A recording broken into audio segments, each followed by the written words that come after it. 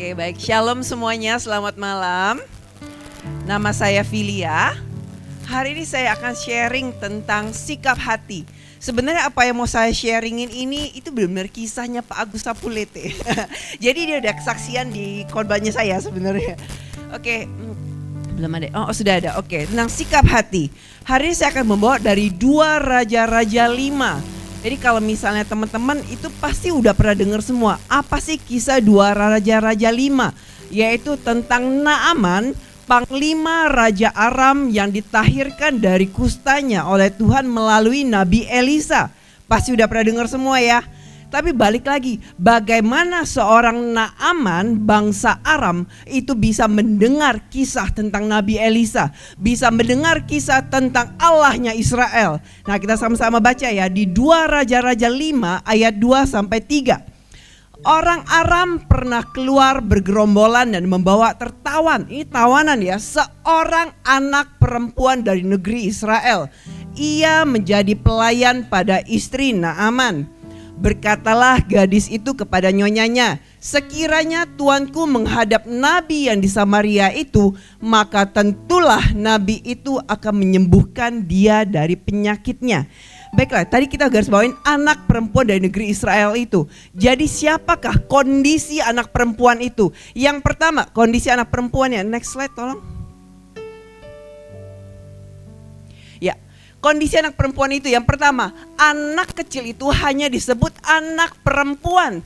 Artinya dia itu bukan orang yang ternama. Dia cuma dibilang anak perempuan. Itu yang pertama ya. Sedangkan kalau di zamannya kita sekarang, pengen dong ada nama. Ngapain sih pelayannya di belakang-belakang mimbar? Aku pengennya itu yang tampil. Aku pengennya kalau aku sudah berkarya, orang tahu aku yang buat itu. Aku pengen semua orang tahu bahwa aku yang melayani sampai banyak jiwa-jiwa di kesanku. No. Anak perempuan itu tidak ada nama. Yang kedua, dia gadis. Di zaman itu gadis itu dianggap lemah. Perempuan itu dianggap lemah. Dan dia itu ditawan ketika dia masih kecil. Bayangin anak cewek kita di rumah yang masih kecil lagi main lompat tali. Itu yang dibawa oleh bangsa Aram pergi ke Israel. Dan yang ketiga, dia diambil paksa masuk ke negeri Aram, negeri orang asing, dan dia hanya seorang tawanan, seorang diri ditawan, dibawa masih kecil seorang perempuan itu ke negeri Israel. Artinya dia nggak ada kedudukan, dia nggak ada kekuatan, dia nggak ada masa depan, dia nggak ada kebebasan. Bagaimana mungkin ada masa depan bagi anak itu? Seorang tawanan, seorang budak dari negeri Israel. Tapi Tuhan sering menggunakan mujizat yang besar dengan menggunakan hal yang kecil. Kalau kita sering bilang, aduh aku ini gak bisa apa-apa, mana bisa melayani. Yes, itu kamu yang dipilih oleh Tuhan. Kenapa Israel itu negara yang kecil? Bukan negara yang besar, itu kan negara pilihan Allah. Karena Tuhan mau kasih Israel, engkau kuat, itu karena akulah Allahmu. Jadi Israel itu bukan negara, kenapa ya Israel negara pilihan Tuhan tapi kecil banget di peta itu, ujung bener kecil. Ya itu karena Allahnya yang besar, bukan karena negaranya yang besar. Kita melayani Tuhan, itu kita bisa hebat di panggung mimbar dan sebagainya, itu karena Allah kita yang besar, bukan karena kita, amin. Oke, next slide-nya. Nah, tindakan apa yang biasa kita lakukan kalau seandainya kita menjadi anak perempuan itu? Seorang tawanan dibawa ke negeri asing. Yang pertama pasti kita menangis, meraung-meraung dan marah-marah banget. Kita pasti bilang, aduh aku udah gak punya masa depan. Hidup jalannya sudah sempoyongan kali. Udah disuruh apa ya, udahlah ikutin aja lah, sebodoh amat lah, yang penting aku hidup bisa makan. Mungkin itu yang terjadi kalau misalnya kita menjadi anak perempuan itu. Tetapi apa tindakan anak perempuan ini? Yang pertama, dia bersaksi tentang Allahnya. Yang kedua, dia berkata, tentulah nabi itu akan menyembuhkan Naaman dari penyakitnya. Artinya dia ingin Naaman sembuh. Naaman itu siapa? Naaman itu bosnya. Bosnya itu siapa? Panglima Raja Aram. Dia posisi nomor 2 setelah Raja Aram. Artinya dia orang yang terpandang dan dia disayang oleh raja. Dia panglima yang berhasil, seorang pahlawan tentara. Artinya dia punya keahlian, dia punya kedudukan, dia punya jabatan. Masa depannya indah banget. Berkebalikan sekali dengan anak perempuan ini. Tetapi hanya ada satu kekurangan dari Naaman, yaitu dia kena sakit kusta. Nah, next slide. Kok bisa? Harusnya anak perempuan ini marah. Dia tuh diambil paksa. Dia tuh ditawan oleh pasukannya Naaman. Naaman itu panglima bangsa Aram. Artinya panglima itu yang bawa tentara-tentaranya pergi ke Israel, tangkap anak itu untuk menjadi budak dan dibawa ke negeri Aram. Kok bisa dia mau Naaman sembuh? Kok bisa dia mengasihani Naaman? Itu yang kita perlu pelajari dari anak ini. Seorang anak yang gak ada nama, tapi kok bisa dia mau Naaman sembuh? Itu karena ada yang namanya sikap hati. Itu yang kita pelajari pada hari ini, yaitu tentang sikap hati. Sikap hati itu menentukan tindakan kita di dalam setiap belum selesai. Belum. Oke, sikap hati itu menentukan tindakan bukan nextnya. Tindakan kita di dalam setiap kondisi. Bukan kondisi yang menentukan tindakan kita. Bukan apa kejadian kita sekarang yang menentukan tindakan kita. Tapi balik lagi, sikap hati kita menentukan apa yang kita lakukan pada hari ini. Amin. Next slide-nya. Nah, sikap hati anak perempuan ini kita sama-sama pelajarin ya. Yang pertama, dia percaya Tuhan dalam segala kondisi. Itu hebat banget. Kalau aku jadi aku akan tanya Tuhan, kemana Tuhan pada waktu aku ditarik oleh tentara Aram? Kemana Tuhan waktu aku ditawan? Kemana Tuhan waktu aku dibawa ke negeri Aram? Kok bisa dia masih percaya Tuhan? Kok dia masih bilang bahwa Tuhanku, Tuhan yang besar? Kok dia masih bisa bilang bahwa Tuhan bangsa Israel, Tuhan yang besar? Sedangkan bangsa Israel pada waktu itu adalah bangsa yang kecil.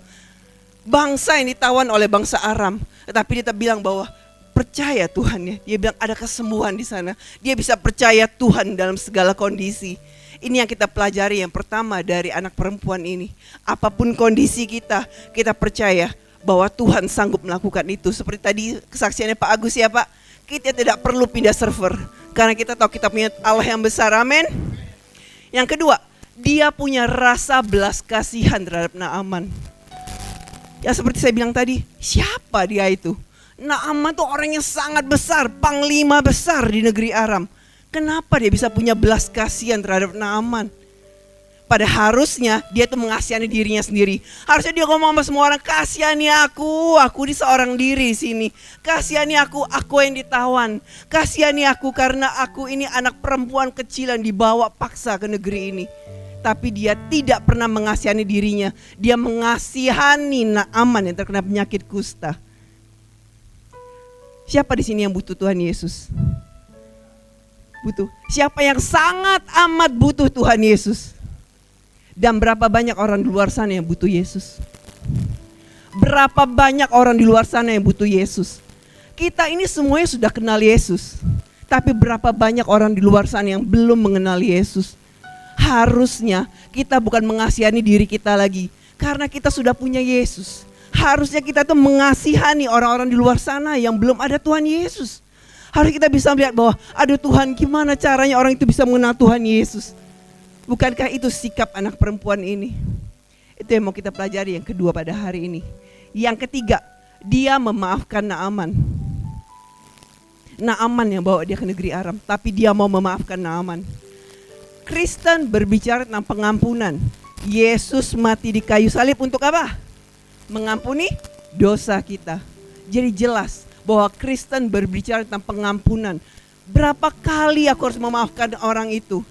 Pertanyaannya adalah, apakah layak Yesus mati di kayu salib untuk mengampuni kita? Berapa banyak dosa kita hari ini? Gak usah kemana-mana, hari ini aja. Berapa banyak dosa kita pada hari ini? Dan apakah Tuhan Yesus layak mati di kayu salib untuk kita? Enggak sebenarnya. Begitu juga dengan jawaban dari pertanyaan dari banyak orang. Berapa kali aku harus memaafkan orang lain? Kasih berbicara tentang pengampunan. Enggak ada hal lain. Besi menajamkan besi. Itu udah firman Tuhan ya. Besi menajamkan besi. Orang di sekitar kita Tuhan taruh itu bukan untuk menghancurkan kita. Aduh aku disalah pilih suami, hancurlah hidup aku. No. Tuhan itu menaruh orang yang menyakiti kita bukan untuk menghancurkan kita, tetapi untuk menghancurkan karakter lama kita. Amin. Colek kiri kanan, aku ada untuk membuatmu semakin serupa dengan Kristus. Colek kiri kanannya, aku ada di sini untuk membuatmu semakin serupa dengan Kristus. Jadi kalau ribut di dalam pelayanan, Halo, langsung bilang, aku ada memang untuk menempa dirimu. Jadi kalau ada masalah, jangan berantem. Tapi bilang apa? Oke, kita memang beda pendapat guys, tapi kita berdamai ya. Karena kita di sini itu besi menajamkan besi, gores-goresan emang kita di sini. Karena apa? Biar kita semakin serupa dengan Kristus. Amin. Ya, jadi semuanya jangan ada yang lelah lagi ya bekerja.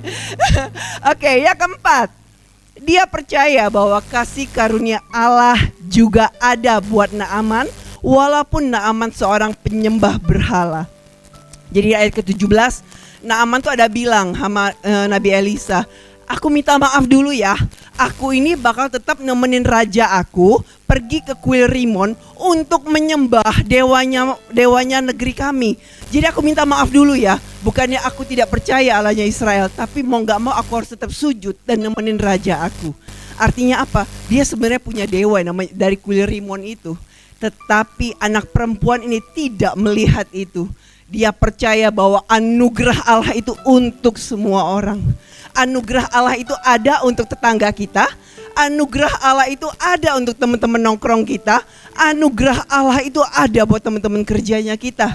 Tetapi apakah kita pernah bersaksi tentang Tuhan kepada mereka? Apakah kita punya kehidupan itu bisa mereka lihat ada Tuhan dalam kehidupan kita?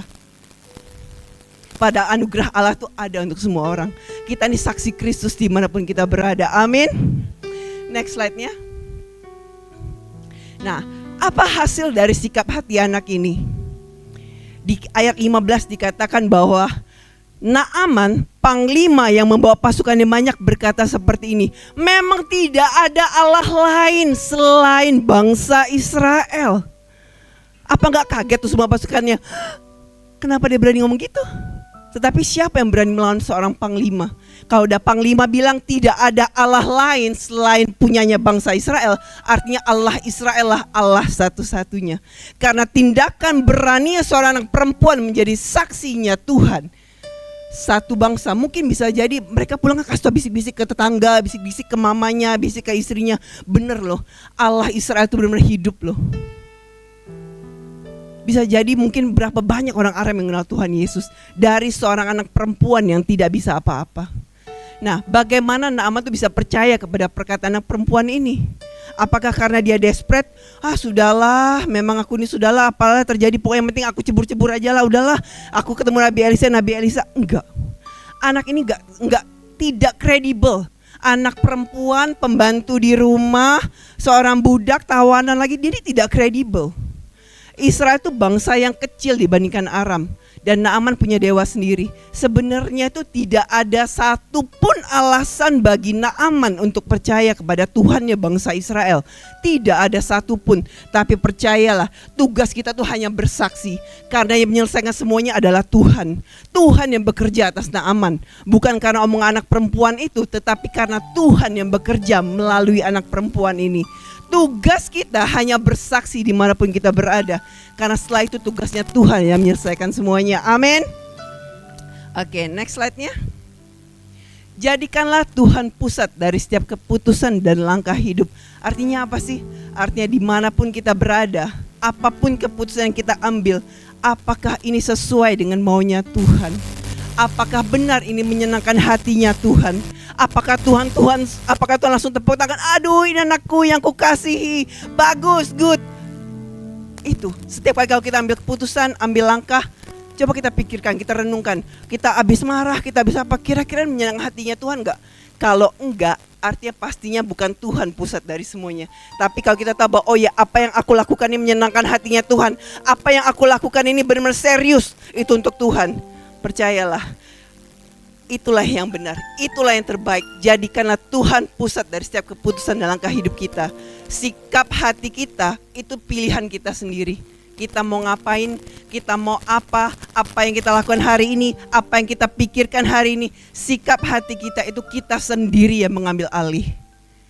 Karena itu kita yang bisa kontrol, amin. Kita sama-sama belajar hari dari anak perempuan yang tidak ada nama ini memiliki sikap hati yang benar. Amin teman-teman semuanya. Nah, sekian sharing saya pada hari ini.